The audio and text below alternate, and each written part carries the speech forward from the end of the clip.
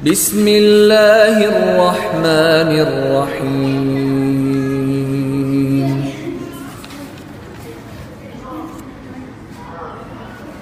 10 pintu syaitan di alam nyata. Pintu-pintu tersebut tidak boleh dibuka kecuali jika seseorang mengetahui pintu-pintu itu.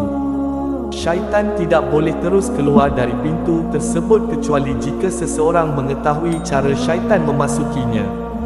Cara syaitan untuk masuk dan apa saja pintu-pintu itu adalah sifat seorang hamba dan jumlahnya amatlah banyak. Pintu pertama, ini adalah pintu terbesar yang akan dimasuki syaitan, iaitu hasad, dengki dan tamak. Jika seseorang begitu tamak pada sesuatu, ketamakan itu akan membutakan, membuat tulus dan menggelapkan cahaya kebenaran, sehingga orang itu tidak lagi mengenal jalan baik atau buruk. Begitu pula jika seseorang mempunyai sifat hasad, syaitan akan menghias-hiasi sesuatu seolah-olah menjadi baik sehingga disukai oleh syahwat, padahal hal tersebut adalah sesuatu yang mungkar. Pintu kedua, iaitu marah. Ketahuilah, marah dapat merosak akal. Jika akal lemah, pada masa itulah tentera syaitan akan melakukan serangan. Mereka akan mentertawakan manusia jika manusia terbawa amarah. Pada keadaan kita seperti ini, segeralah berwuduk kerana marah terjadi akibat hembusan api Jahanam, padamkan dengan air wuduk. Pintu ketiga, iaitu sangat suka menghias-hiasi tempat tinggal, pakaian dan segala perabot yang ada. Orang seperti ini sungguh akan sangat rugi kerana umurnya hanya dihabiskan untuk tujuan ini. Pintu keempat, iaitu kenyang kerana telah makan banyak makanan. Keadaan seperti ini akan menguatkan syahwat dan melemahkan untuk melakukan ketaatan kepada Allah. Kerugian lain akan dia dapatkan nanti di akhirat. Pintu kelima, iaitu tamak pada orang lain. Jika seseorang mempunyai sifat seperti ini, maka dia akan lebih-lebih memuji orang tersebut, padahal orang itu tidak mempunyai sifat seperti yang ada pada pujiannya.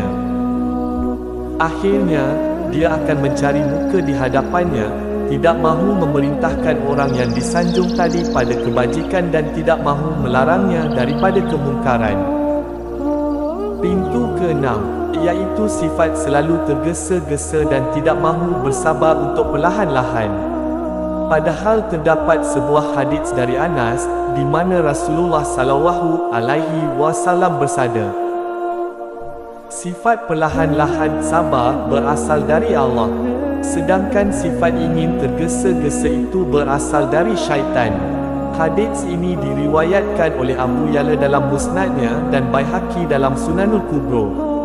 Syekh Al-Albani dalam Al-Jami' Ash-Shogir mengatakan bahawa hadis ini hasan.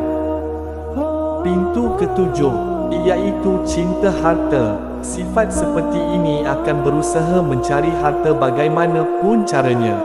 Sifat ini akan menyebabkan seseorang menjadi bakhil, kedekut, takut miskin dan tidak mahu melakukan kewajipan yang berkaitan dengan harta.